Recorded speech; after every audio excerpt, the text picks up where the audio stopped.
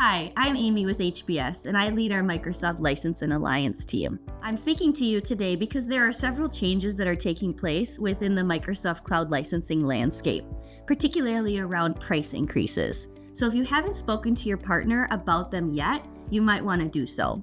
So the first change that's taking place effective April 2025 is price increases for several Power BI and Teams phone related SKUs. So for those of you that have not yet renewed your Microsoft licensing, if you renew after April, you'll be impacted by these price increases this year.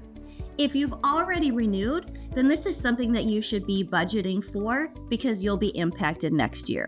The second significant change that's taking place is across all products, and that's if you're licensing your products on an annual subscription paid monthly. Come April, Microsoft is implementing a 5% price increase on those subscriptions. So any subscription that's being billed monthly on an annual term will be impacted by this 5% across all Microsoft partners. So there's been certainly some price changes that are taking place, but if you didn't know, there's also several promotions in market.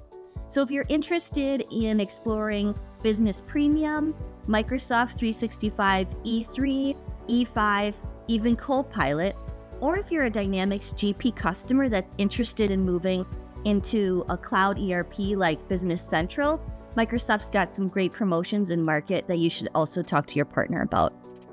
Thank you.